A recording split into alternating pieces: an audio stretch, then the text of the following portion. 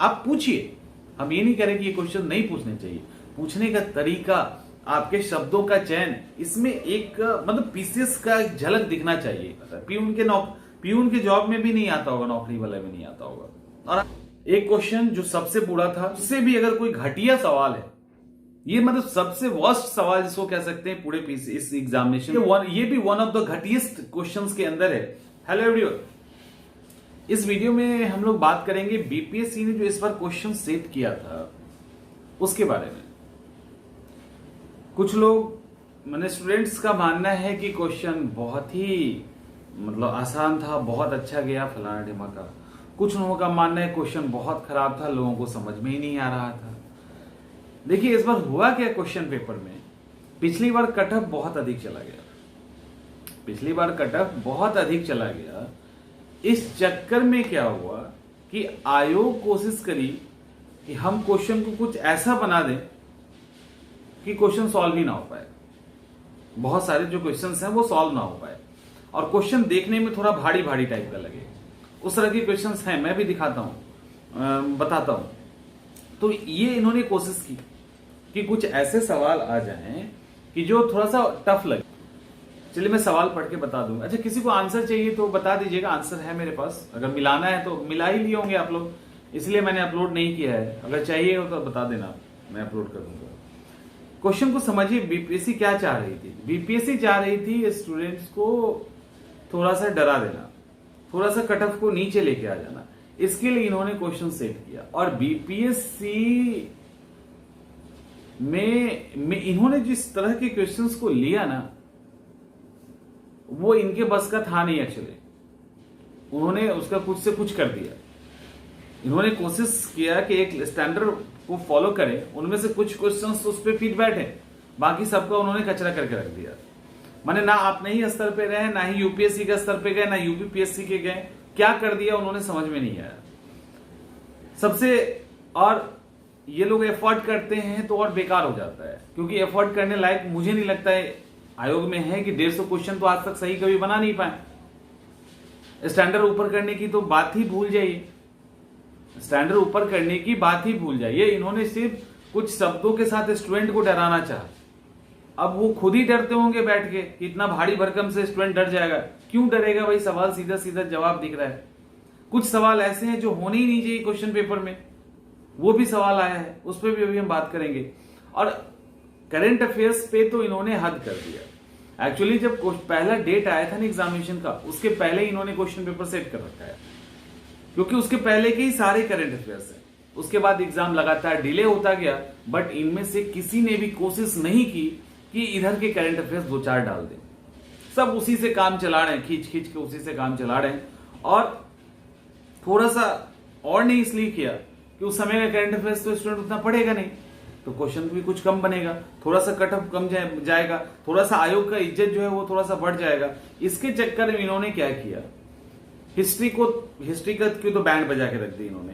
History में ancient history, मिडावल history हो या मॉडर्न हिस्ट्री हो, जो सवाल आयोग के लेवल पे नहीं पूछने चाहिए थे, जिस लैंग्वेज में नहीं पूछने चाहिए थे, वो सारे सवाल पूछ दिए। साइंस में भी क्वेश्चन आसान है, लेकिन साइंस में थोड़ा सा इज्जत बचा के ये रखा कि उसके लैंग्वेज पर ध्यान दिया गया है।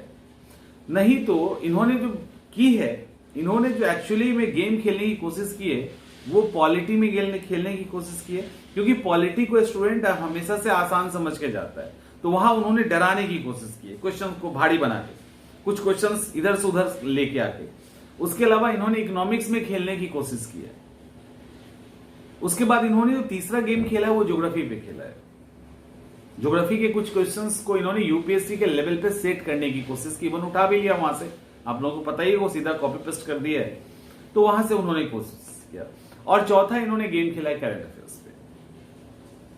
अफेयर्स पे। इन्होंने करंट अफेयर्स में जो 20-21 को पकड़ा ना बजट को, तो छोड़ा ही नहीं। अब मुझे इस बात का शुरू से ही डाउट था, इसलिए मैं बार बार कह रहा था आप लोगों को, वीडियो के माध्यम से मैंने क्लासेस के अंदर लगातार ये बात कही है कि छोड़ के मत जाना, क्योंकि इनका सेट है। ये बदलने वाले शख्स में से नहीं है, ये मेहनत करने वाले में से नहीं है। ये छोड़ देंगे, जो सेट है ना वही छोड़ देंगे और वही पूछ लेंगे। अब जैसे कुछ क्वेश्चंस अच्छे हैं और कुछ क्वेश्चंस जो नहीं है, जैसे भारतीय संविधान की 11वीं सूची में कौन सा शामिल नहीं है।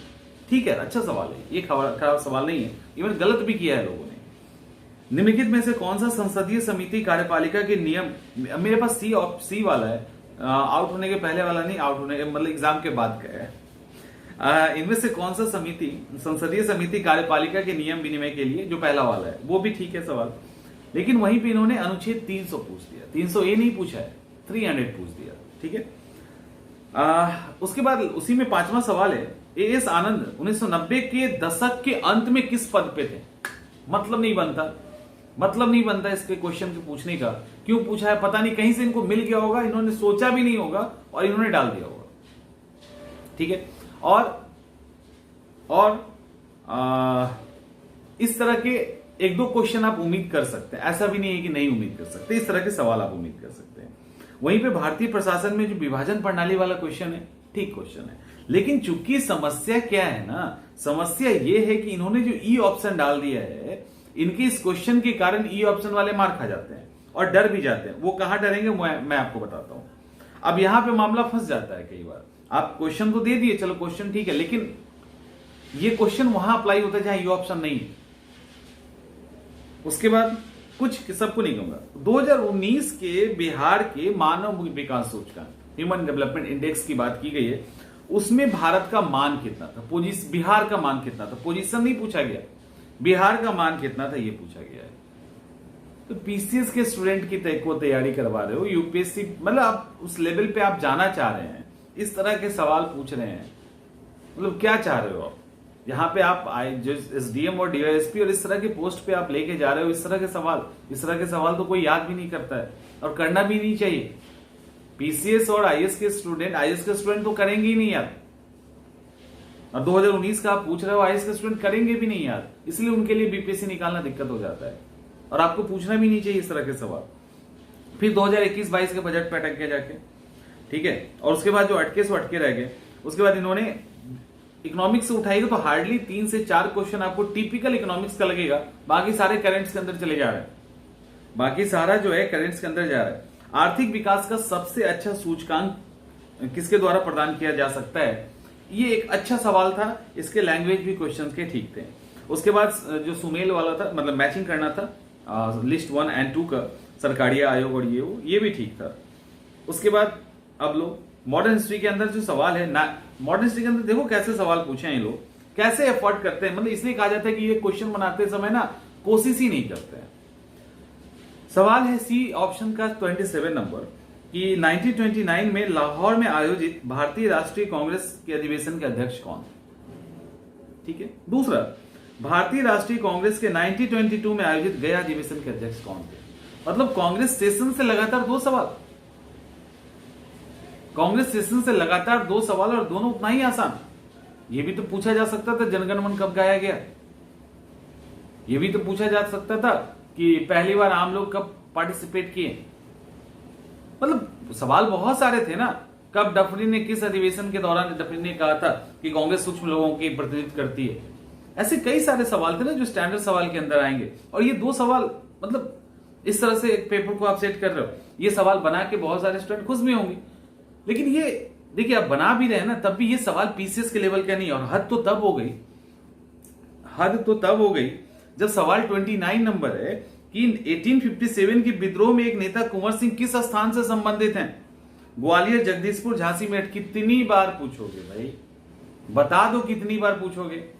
हर बार पढ़ के जाया उसी को, पढ़ने की भी जरूरत नहीं है, आपका क्वेश्चन पेपर ही रिपीट कर दे 4 बार तो वो भी याद हो जाएगा नए स्टूडेंट को भी, कहां के थे कुंवर सिंह। मतलब अब तो रोक दीजिए इसको पूछना, अब कौन सा तय करेंगे आप यहां पे। इसके बाद गदर पार्टी की स्थापना कब? मैं सवाल का स्टैंडर्ड दिखा रहा हूं। गदर पार्टी की स्थापना कब हुई? इंडियन एसोसिएशन की स्थापना किसने की? अब इंडियन एसोसिएशन की स्थापना सूर्यनाथ बनर्जी और आनंद मोहन बोस ने की, ठीक है। अब यहां पे है एक ही ऑप्शन, अब यहां स्टूडेंट कंफ्यूज नहीं होगा कैसे? आपने ई ऑप्शन डाल दिया है, स्टूडेंट तो कंफ्यूज हो जाएगा, ठीक है, आंसर ये है, लेकिन कंफ्यूजन की संभावना बन रही है ना।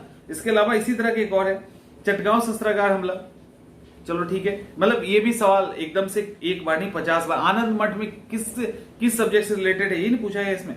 तीनों गोल में सम्मेलन में किसने पार्टिसिपेट किया? 1905 में सर्वेंट ऑफ इंडिया सोसाइटी की स्थापना किसने की? अब मतलब ये सब क्वेश्चन आप पूछिए, हम ये नहीं कह रहे कि ये क्वेश्चन नहीं पूछने चाहिए, पूछने का तरीका, आपके शब्दों का चयन, इसमें एक मतलब पीसीएस का झलक दिखना चाहिए कि कोई पीसीएस का एग्जाम देने जा रहा है तो उससे आप मतलब इस तरह के फैक्ट्स का इस तरह उम्मीद करोगे तो ये सही नहीं है ना। ये तो एसआई के एग्जाम में भी नहीं आता है, उसमें भी नहीं आता है, ये तो और भी मतलब कोई एग्जाम होता है उसके लिए भी नहीं माना जाता है कि ये क्वेश्चन पूछा जाएगा वहां पे, तो उससे स्टैंडर्ड का भी नहीं माना जाता है। पीयून के जॉब में भी नहीं आता होगा, नौकरी वाले में नहीं आता होगा, और आप पीसीएस के एग्जाम में पूछ रहे हो। और पूछना है तो उसको फिर एक स्टैंडर्डाइज फॉर्म में कीजिए, थोड़ा सा चीजों को बदलिए, उसके अंदर कई सारी फैक्ट्स हैं उसको पूछिए आप। मैथ्स पे बात नहीं करेंगे हम। फिर साइंस की बात करें तो साइंस ऑलमोस्ट ठीक ठाक है, साइंस ठीक ठाक है, इसमें मतलब चलेगा। इसमें जो 2-3 क्वेश्चन है, 4 क्वेश्चन काफी सिंपल है तो वो चलेंगे क्योंकि और सब सवाल ठीक से पूछे गए, तो साइंस में शिकायत नहीं कर सकते ज्यादा।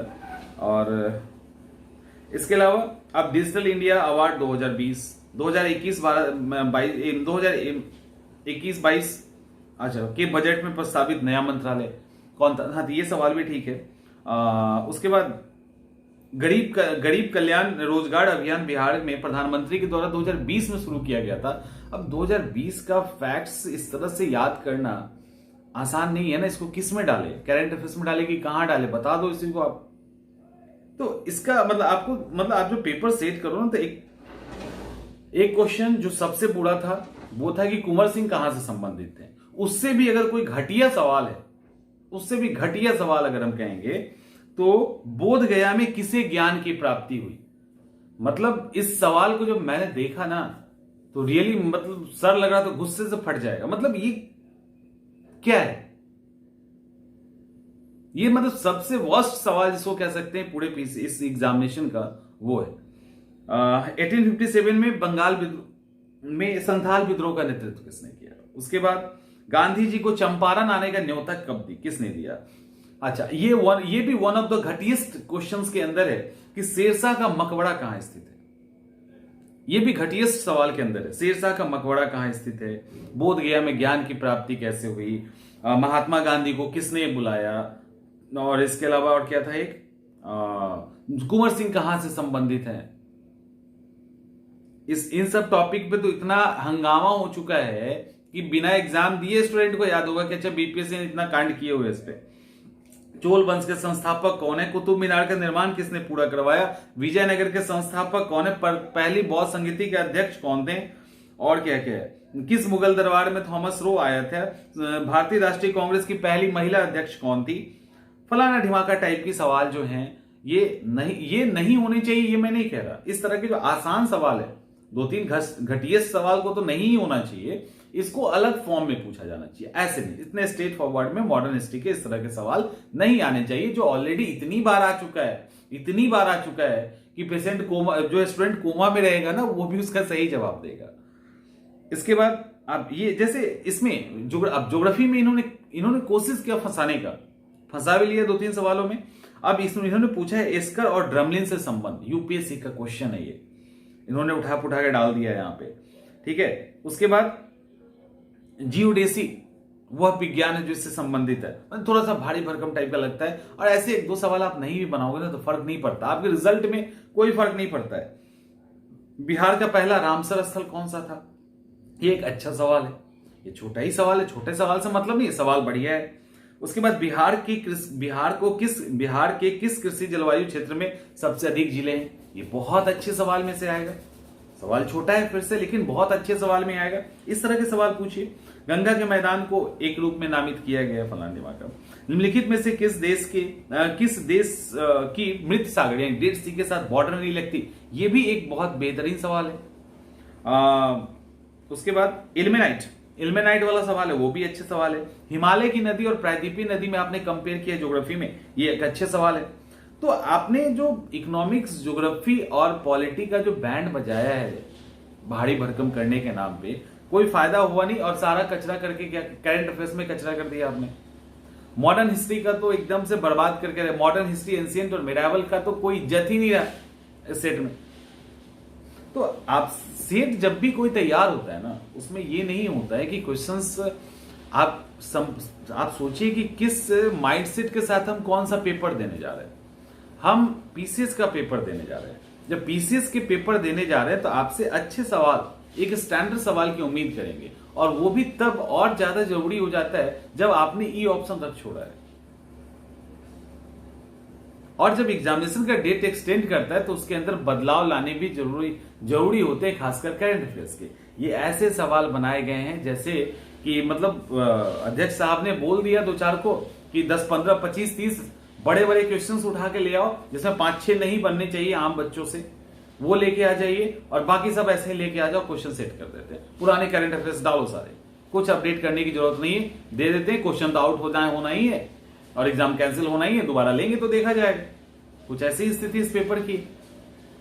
तो इस तरह से इसमें जो आसान सवाल है उसको देखकर भी जो स्टूडेंट खुश हो रहे हैं वो भी नहीं है, वो भी गलत बात है। इस तरह के सवाल भी पीसीएस में नहीं आने चाहिए।